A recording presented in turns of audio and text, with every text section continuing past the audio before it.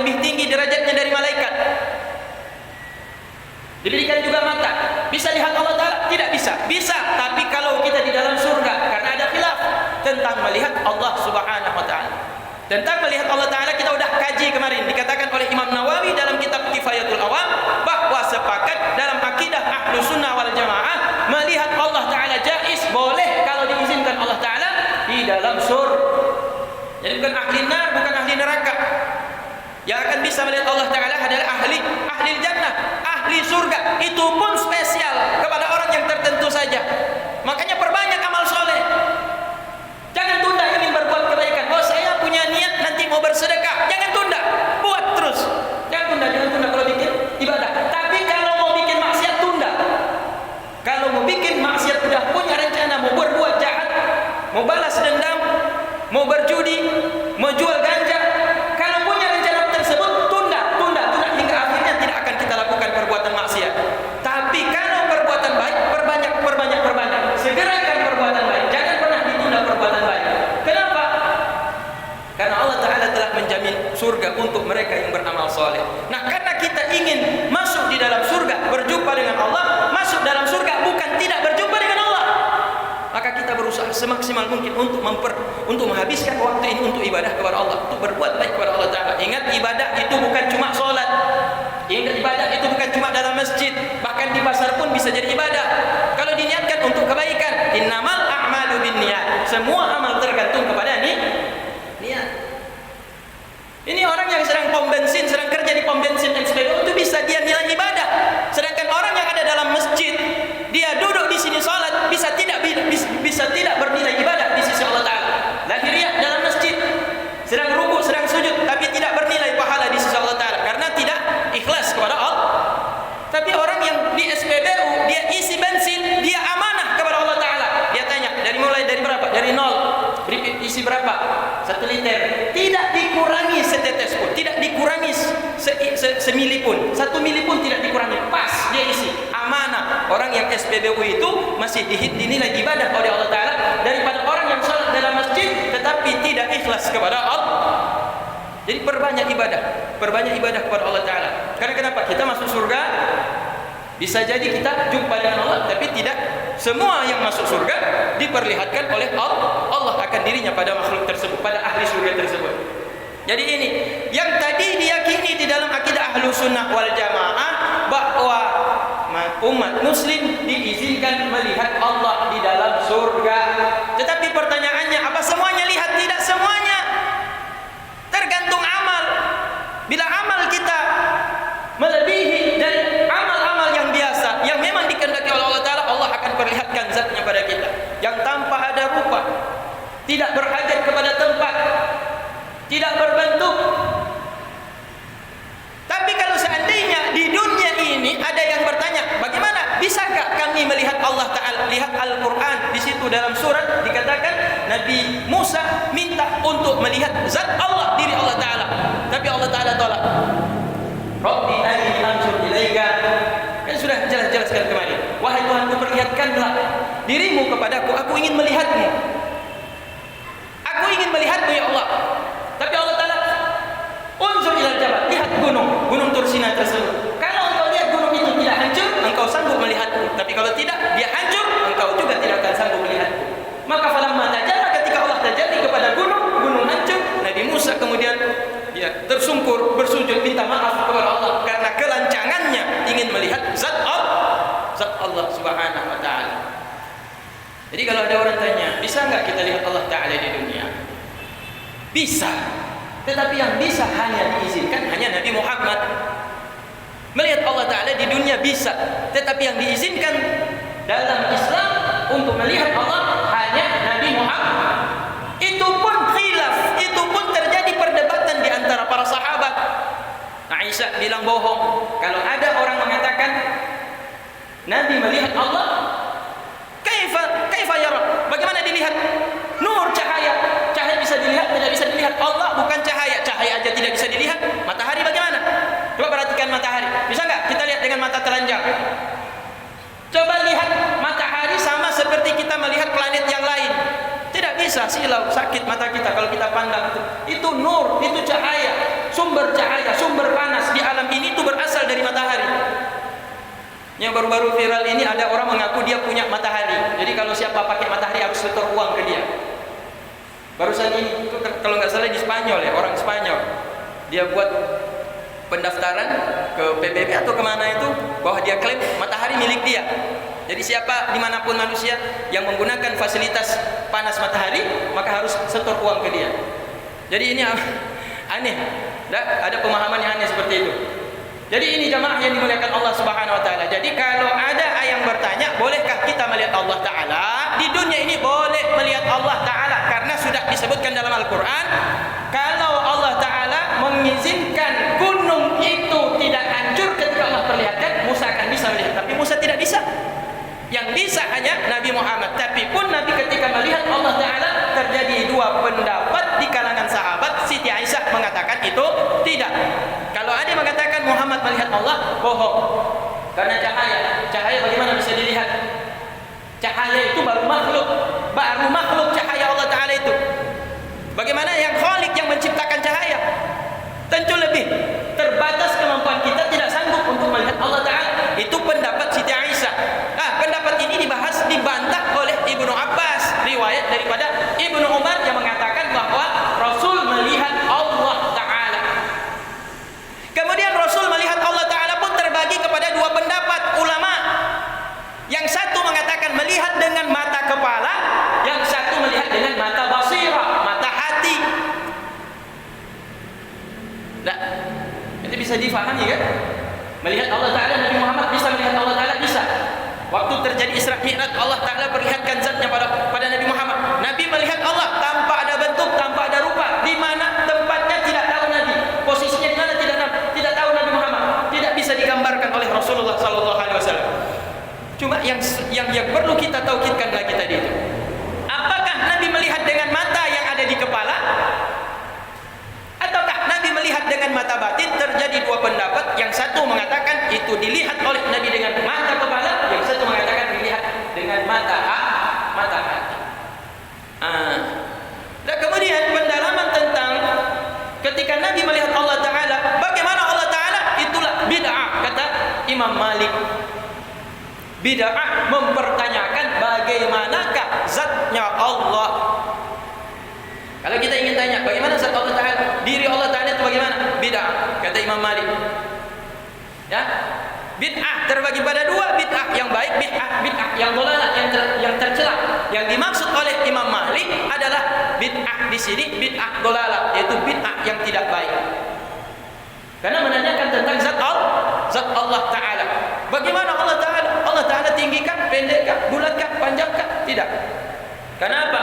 Allah taala laisa kamitslihi syai'un wa huwas samiul basir. Allah taala tidak satu pun yang serupa dengannya.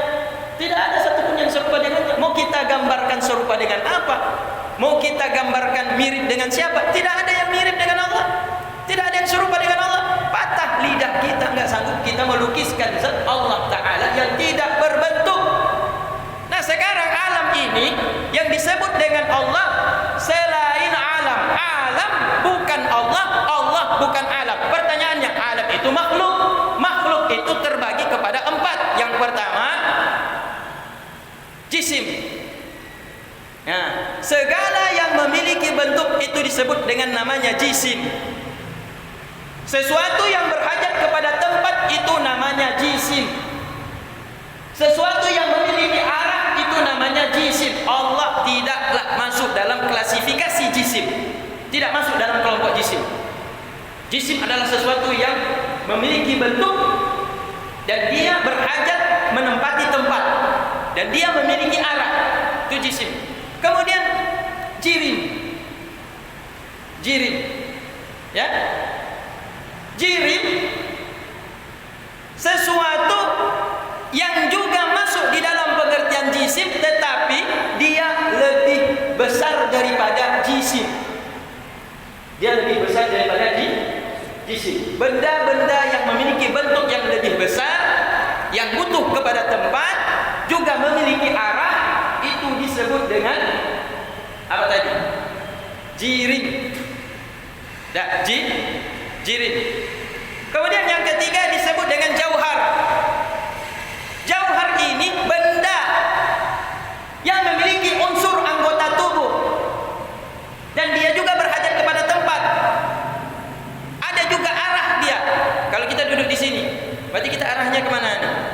bapak ni duduk menghadap ke sini, bukan menghadap kiblat, arahnya kemana? Dari sudut pandang mana dipandang? Kalau dari belakang, kalau dari sana, berarti bapak ini tidak menghadap ke arah kiblat, tapi menghadap ke arah sini. Apa nama mata anginnya? Nanti jelaskan sendiri masing-masing. Jadi kalau jauhar itu sesuatu benda yang memiliki anggota tubuh, tapi dia butuh juga kepada tempat dan butuh juga kepada arah. Nah, jauhar ada dua, jauhar fardi, ada jauhar murakkab. Jauhar fardi artinya benda, tetapi dia hanya tersusun dari satu unsur yang kecil sekali, itu namanya atom. Dia benda yang tersusun daripada unsur, bahagian daripada zat dirinya tersebut, tetapi unsurnya unsur yang paling terkecil, namanya atom. Tidak bisa lagi dibelah, tidak bisa lagi dibagi. Jauhar murakkab atau jauhar akbar namanya. Benda yang besar. Benda yang besar ini tidaklah tersusun melainkan minimal daripada dua unsur. Unsur yang paling kecil minimal dia tersusun daripada dua bagian. Itu yang disebut dengan namanya jauhar. Jauhar apa? Jauhar akbar, yaitu bentuk sesuatu makhluk yang Allah ciptakan yang terdiri daripada minimal tersusun daripada dua anggota pada dirinya tersebut. Dan dia juga membutuhkan tempat. Yang ketiga, arat sifat. Arat ini adalah hal keadaan yang duduk pada benda tersebut. Dia ada dan dia berhajat kepada zat. Dia ada dan dia berhajat kepada zat. Sekarang saya katakan dinding ini warnanya putih, ada putih pada dinding. Putih itu di mana? Bisakah ada putih pada tiang dinding ini? Kalau tiang dinding itu tidak ada, tidak bisa. Jadi putih itu arat sifat yang duduk pada zat, dia berhajat kepada zat. Kalau ada zat, ada dia. Kalau tiada zat, dia tiada. Nah, sekarang ada juga cabai. Cabai adalah suatu buah yang ada tumbuh dari sebuah pohon cabai, muncul buah namanya buah cabai. Buah cabai ini tidak sah dikatakan cabai kalau dia tidak pedas. Maksudnya cabai rawit. Ada juga cabai apa tuh? Cabai India tumbuh besar sekali itu. Apa namanya itu? Kami sering makan tuh di Mesir itu cabai besar. Kalau dimakan tuh kayak manis dia. Nah, tapi bukan itu maksudnya. Cabai memang cabai kerincing, cabai yang dipakai untuk bikin sambal lado. Kalau cabai itu dia benda, dia tidak ada pedas, dia tidak disebut dengan cabai. Artinya apa?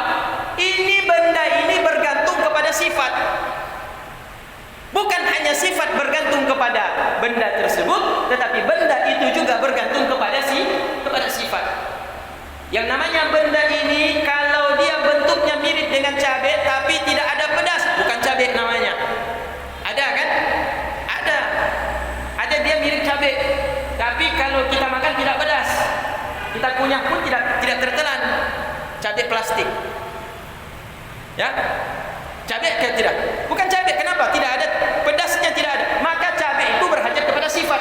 Allah Ta'ala zat, tapi tidak bergantung kepada sifat. Meski sifat itu wajib ada pada zatnya Allah Subhanahu wa Ta'ala. Allah Ta'ala hidup. Hidup itu sifat. Dan Allah Ta'ala itu hidup. Zatnya Allah Ta'ala itu ada. Dan adanya menunjukkan kepada sifatnya hayatun, ada hidup pada zatnya Allah Ta'ala. Tetapi Allah Ta'ala tidak butuh kepada sifat hidup tersebut.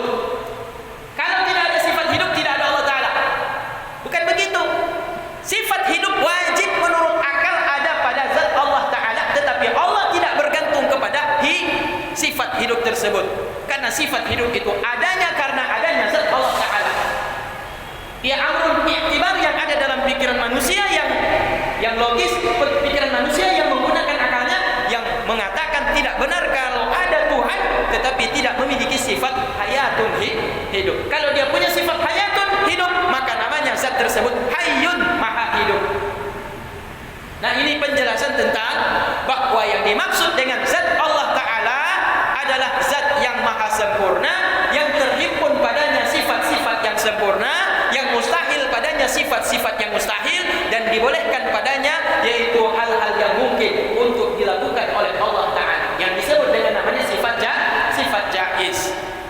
Jadi apa arti Allah Ta'ala? Zat yang maha suci, yang bersifat bersifat dengan sifat yang sempurna, yang suci daripada sifat-sifat yang tercela, yang tidak pantas pada zatnya.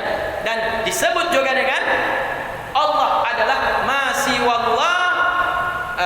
wallahi al-alam, bahwa sesuatu selain daripada Allah itu juga disebut namanya dengan namanya alam. Jadi apa arti Allah?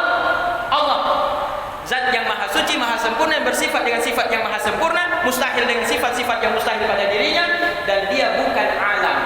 Berarti setiap yang bukan Allah itu alam. Kalau dia alam, maka dia bukan Allah. Bagaimana kita membedakannya? Satu di antara tanda-tandanya, yang bukan Allah Ta'ala itu disebut dengan alam, wajib bersifat dengan baharu. Baharu artinya apa? Dari tiada menjadi ada. Dari tiada menjadi ada. Dari tiada menjadi ada. Siapapun itu, kalau punya sifat karakter, dulu tiada, baru menjadi ada, itu dia namanya baharu. Kalau baharu, itu pasti dia alam. Kalau dia alam, berarti dia bukan Allah. Dia bukan Allah Subhanahu wa ta'ala. Jadi ini satu-satu yang kita harus fahami dulu tentang zat Allah Subhanahu wa ta'ala. Allah Subhanahu wa ta'ala. Yang kedua yang harus kita jelaskan di sini,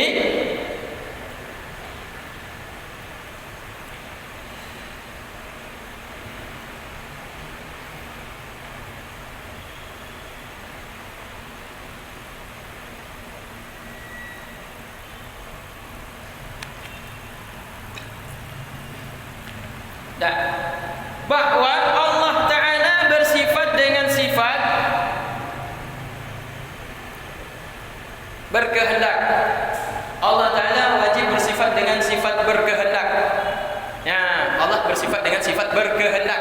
Jadi bapak-bapak datang ke masjid ini, sekarang saya tanya, keinginan siapa datang bapak ke sini? Bapak punya keinginan? Punya.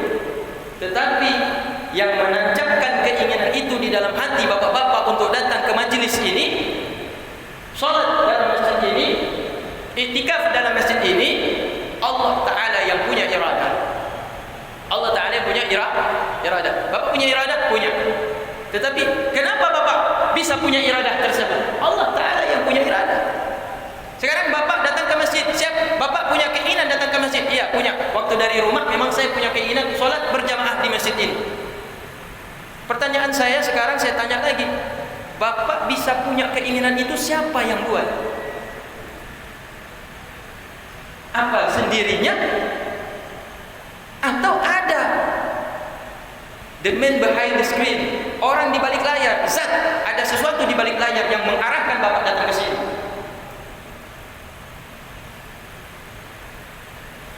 Jawabannya adalah ada selain saya, ada selain bapak-bapak. Bukan bapak-bapak yang betul-betul menginginkan datang ke sini. Keinginan itu datang dari bapak, tetapi keinginan bapak datang dari sini itu adalah keinginan daripada Allah Subhanahu wa ta'ala. Nah, makanya ada bapak mau tanya, mau lihat posisi bapak di dalam pandangan Allah Ta'ala. Ibu, kira-kira ibu dianggap baik Allah Ta'ala atau dianggap jahat sama Allah saat ini?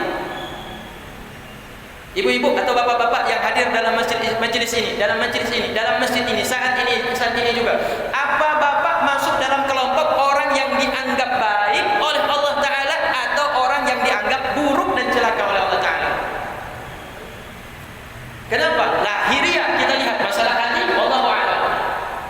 Tentu mungkin dalam hati ada macam-macam. Hati orang tidak tentu. Kadang-kadang memang mengharap ridha Allah. Kadang-kadang dia duduk di sini bukan untuk mengaji, bukan untuk masjid, iktikaf, bukan untuk salat, tapi lagi nunggu kawan. Atau mungkin dia duduk-duduk di sini sambil lihat celengan-celengan mungkin. Kapan orang ada lari sedikit celengan dibawa lari.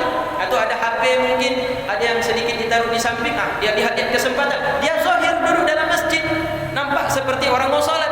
Tapi begitu ada kesempatan, dia menunggu untuk ada kelalaian, dicurinya HP. Nah, ini zahir bukan batin, bukan perkara urusan hati yang kita lihat. Zahir lahiriah. Bapak datang ke sini kira-kira masuk dalam kelompok orang yang dipandang baik atau orang yang dipandang jahat oleh Allah Ta'ala. Jadi kalau kita ingin tahu bahwa kita ini masuk dalam kelompok orang yang dipandang baik oleh Allah Ta'ala, lihat amal yang kita lakukan saat itu. Kalau amal yang kita lakukan saat itu amal soleh, maka kita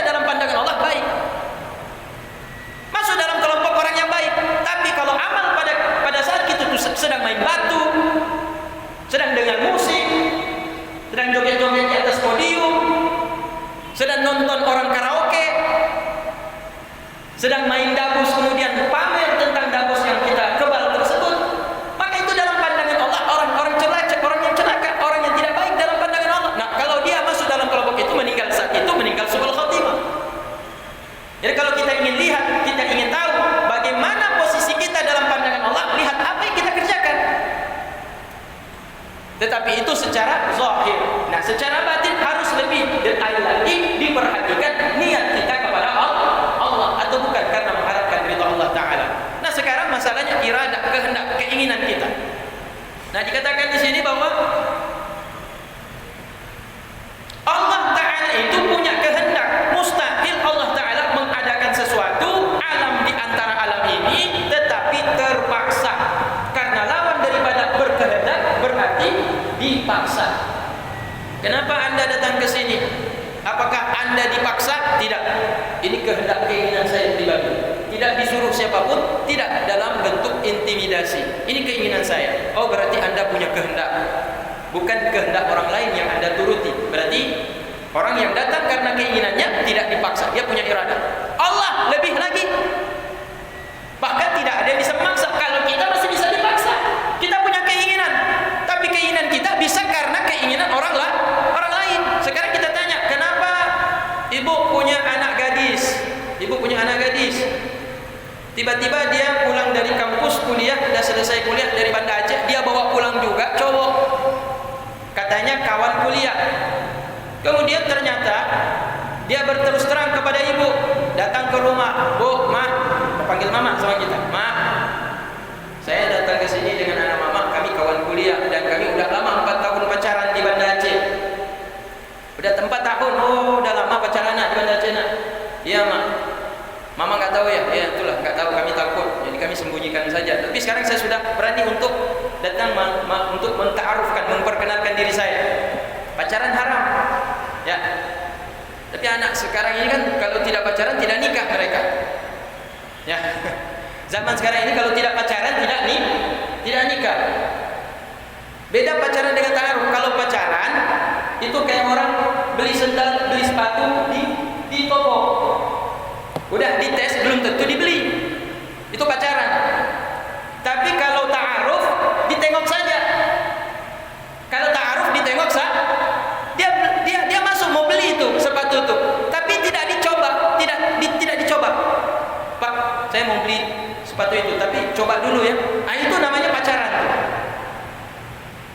Begitu dia pakai tidak cocok, dia lepas.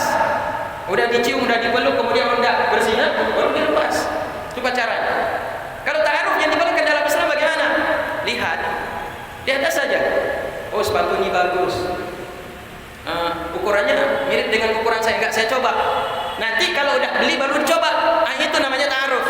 Itu bedanya antara ta'aruf yang dibolehkan untuk PDKT, mendekati calon istri, dalam menentukan calon istri. Nah, kalau udah pacaran itu kayak seperti tadi itu. Jadi ini udah datang dia ke rumah orang tuanya, kemudian dia katakan dia ingin lamar anak ibu. Nah, dia ingin lamar anak ibu. Kemudian sang ibu kemudian bertanya, "Nah, kamu orang mana?" "Oh, saya orang Banda Aceh, Mak."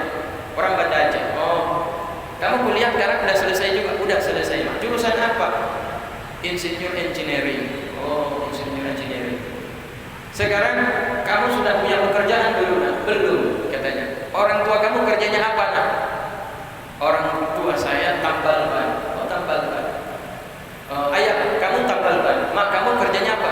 "Mak, saya ibu rumah tangga. Kadang-kadang nyuci baju tetangga." "Oh, Masya Allah." Kata maknya, "Sekarang ini, kamu punya niat untuk betul-betul serius dengan anak saya?" "Serius, Mak." "Nah, udah serius." Nah, jadi ini kemudian ada dua. Ada ibu matre. Ada ibu yang tidak matre. Dan yang matre melihat dari sisi apa? Dari sisi harta. Dia akan lihat dulu. Begitu dia tanya udah secara detail, kamu kuliah di mana, pekerjaan apa, kemudian anak siapa, orang tua kamu bagaimana. Begitu ditengoknya langsung ilfil, enggak punya selera. Karena yang dipandang ayahnya tukang tambal ban. Dia nggak tahu ini tambal ban ini punya 10 cabang. Omset satu hari itu, omset satu hari 20 juta, 10 kali 10, 200 juta satu hari. Nah, jadi yang dia tahu cuma tambal ban, dipikir tambal ban biasa. Jadi begitu dibilang tambal ban langsung ilfil, langsung nggak punya kemauan. Jadi akhirnya dia bilang begini, karena ini kamu tidak layak, tidak selevel dengan saya. Nah, akhirnya sang anak gadis ini kemudian dipaksa menikah dengan anak orang kaya yang nampak dia kaya. Dinikahkan anak gadis ini dengan anak orang kaya yang nampak di kampung itu dia orang kaya. Ternyata kaya itu karena ayahnya memang pengusaha. Ternyata pengusaha ayahnya ini modalnya modal riba, pinjam dari rentenir ke sana kemari. Sesudah menikah, anak yang dianggap ini yang selevel karena kaya, udah menikah, tiba-tiba ayahnya jatuh bangkrut, rumahnya disegel oleh bank, rumah Anda disita, rumah Anda sedang dalam pengawasan, habis dijual semuanya, aset-aset disita semua oleh bank, disita, habis semuanya. Nah, anak tidak ada lagi warisan. Si anak ini sudah tidak punya warisan. Nah, si ibu kemudian menyesal karena kenapa? Terlihatlah anak ini menikah karena dipaksa oleh sang ibu karena melihat yang lahiriah. Nah, suatu hari dia jalan-jalan, sampailah ke mana? Sampailah ke Alubili. Sampai ke Alubili. Nah, ibu dengan anak ini, dengan apa namanya? Dengan menantu yang tadinya dianggap kaya ternyata miskin. Karena mengandalkan harta daripada ayahnya, yang ayahnya sekarang sudah bangkrut. Nah, jalan-jalan sampailah dia lebih meledak mobilnya, bertuban. Singgah mau tidak mau singgah di tukang tambal ban. Sampai di situ ternyata udah pinggirkan mobil, parkirkan mobil. Kemudian bannya ditambah. Di situ berjejer ada mobil truk, ya, ada mobil Innova, ya, ada mobil Avanza, antri untuk tambal ban di situ. Antri mobil tambal ban di situ. Nah, begitu dia mau bayar, terkejut dia. Ternyata karyawan-karyawannya banyak tuh. Dia bilang sama ibu, kalau mau bayar ke dalam, masuk ke dalam. Ternyata laki-laki yang pertama tadi itu. Ternyata bos yang punya tambal ban. Kemudian dia kata, saya punya cabang baru. Kalau nanti ibu ada apa-apa di jalan, di Banda Aceh saya punya cabang. Di Blangpidi juga ada cabang. Di Melabu saya juga ada cabang. Aceh Besar juga, di Jempa ada cabang. Di Aceh Utara juga ada cabang. Nanti di mana aja ibu kalau mau tambal ban, karena anak ibu ini dulu pernah saya suka, meskipun ibu tolak saya kasih gratis. Nah, jadi ini penyesalan karena dia menikah melihat secara lahiriah. Nah, anaknya ini yang sayang. Kenapa? Karena dia dipaksa menikah dengan yang lahiriah. Calon suaminya itu kaya. Jadi hati-hati. Jadi ini artinya apa? Manusia punya keinginan. Si anak gadis punya keinginan menikah dengan yang pertama, tapi dipaksa oleh ibu menikah dengan calon yang kedua. Jadi ini, kalau kita melihat ada, kita punya keinginan, kita punya iradah, Allah punya iradah. Apa bedanya?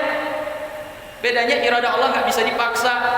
Kalau iradah kita bisa dipaksa. Kita punya keinginan juga, ya udahlah, artinya nikahlah si anak gadis tersebut atas paksaan daripada orang tua. Jadi keinginan dia sudah, saya udah mau menikah mah. Tapi karena dipaksa oleh orang tua. Jadi ini perbedaannya, ya. Allah Ta'ala sebaliknya, zatnya itu bersifat wajib dengan punya keinginan. Tetapi keinginan Allah Ta'ala itu tidak ada kiraha, tidak ada pemaksaan pada zat Allah Ta'ala. Tapi Allah bisa memaksa, dia tidak bisa dipaksa. Itu perbedaan kita dengan Allah Ta'ala. Jadi ada yang bertanya, apa maksud Allah Ta'ala itu esa pada sifat? Apa maksudnya Allah Ta'ala esa pada sifat? Kalau esa pada sifat, contoh sifat Allah Ta'ala alim, Allah Ta'ala maha mengetahui. Allah Ta'ala punya ilmu? Tidak punya. Sekarang insinyur, jangankan insinyur, anak TK aja kalau dia udah pandai kan punya ilmu namanya. Anak TK kalau udah pandai kan punya ilmu. Mak, apa itu yang di atas langit itu, mak? Oh, itu matahari. Oh, matahari itu. Matahari panas, mak, ya. Berarti anak ini pun punya ilmu. Allah Ta'ala punya ilmu. Anak ini juga punya ilmu. Orang yang menuntut ilmu juga punya ilmu. Katanya sifat Allah Ta'ala itu esa, tapi kenapa makhluknya juga punya sifat? Sama seperti sifat Allah Ta'ala, sama-sama tahu. Beda sifat Allah Ta'ala tahu dengan sifat tahunya manusia. Apa bedanya? Sifat tahunya Allah Ta'ala itu azali. Sebelum alam ini diciptakan, Allah Ta'ala tahu segala sesuatu tanpa didahului jahil, tanpa didahului tidak tahu. Kita baru tahu sekarang. Kita baru tahu karena kita membaca. Kita baru tahu karena kita belajar. Kita baru tahu sesudah kita menuntut ilmu. Baru tahu namanya. Jadi ilmu kita hasil sesudah, yaitu menuntut ilmu. Dari tidak tahu jahil menjadi alim. Tapi Allah Ta'ala alim, Allah Ta'ala maha tahu, Allah Ta'ala punya sifat tahu, Allah Ta'ala azali. Sebelum diciptakan Allah, alam ini Allah sudah tahu kita mau ngapain detik ini dan sesudah detik ini. Kita belum mau mengerjakan apa-apa, kita belum tahu jadi atau tidak jadi akan kita kerjakan. Allah sudah tahu kepastiannya apa yang akan terjadi. Jadi itu alimnya Allah Ta'ala. Jadi makna Allah Ta'ala itu esa pada sifat, artinya apa? Sifat Allah Ta'ala tidak sama seperti sifatnya makhluk. Allah hidup, kita hidup juga, berarti sama kita dengan Allah. Apa bedanya? Beda. Sifat hayat Allah Ta'ala tidak dimulai daripada tidak hidup, kemudian hidup, dan tidak berakhir kepada mati. Kita berakhir kepada mati. Kita berakhir dari tidak hidup baru hidup, sesudah hidup baru mati. Maka sifat hidup pada zat Allah Ta'ala itu esa. Esa artinya apa? Tidak ada yang serupa dengan kehidupannya Allah Ta'ala. Jadi makhluk manapun tidak seperti Allah Ta'ala dalam sifat-sifatnya. Itu maknanya esa pada sifat. Nah, sekarang kemudian esa pada perbuatan. Habis waktu. Ya, esa pada perbuatan. Saya singkat, esa pada perbuatan. Apa makna esa pada perbuatan? Bahwa perbuatan yang kita lakukan ini tidaklah lepas semua daripada perbuatan Allah Ta'ala. Hanya satu yang mampu untuk menciptakan perbuatan, Allah Ta'ala. Mana dalilnya? Al-Quran. Wallahu khalaqakum wa ma ta'malun. Allah yang menciptakan kalian dan semua yang kalian lakukan. Semua yang kita kerjakan ini adalah ciptaan Allah. Kita duduk, Allah yang ciptakan duduk. Kalau nggak sanggup kalau Allah Ta'ala tidak ciptakan kemampuan kita untuk duduk dan dikehendaki oleh Allah Ta'ala untuk kita bisa duduk, maka tidak akan berhasil. Walaupun kita punya kemampuan secara zahir. Tapi kalau andai kata dibatasi oleh Allah Ta'ala, maka tidak akan terjadi. Nah, kemudian yang terakhir, terakhir ya.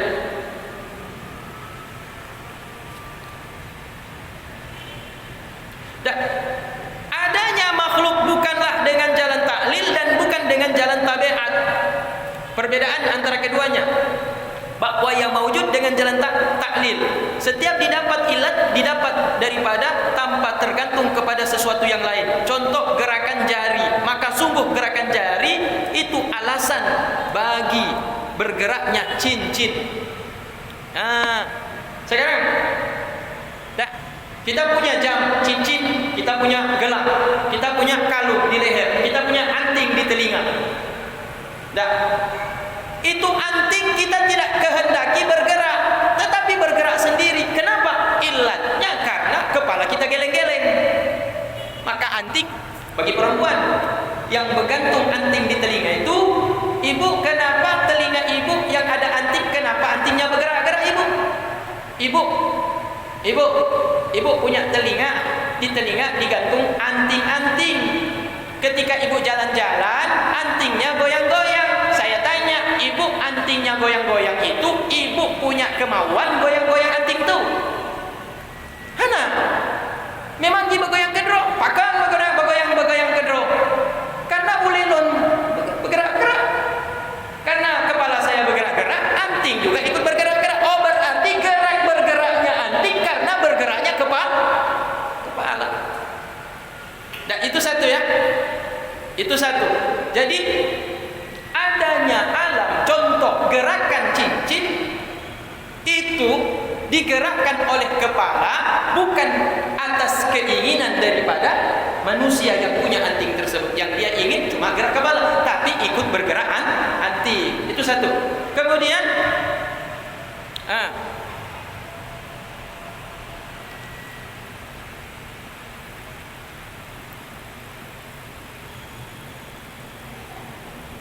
kemudian ada yang ada dengan melalui jalan kebiasaan, tergantung kepada syarat dan hilang penghalang seperti api. Maka sesungguhnya api itu tidak akan bisa membakar terkecuali dengan syarat bersentuh dengan alat yang membakar. Nah, maka api bisa membakar secara tabiat menurut orang yang berpendapat bahwa api membakar dengan tabiat. Semoga Allah melaknat orang seperti itu. Jadi kalau ada yang mengatakan seperti ini, api bisa membakar kayu.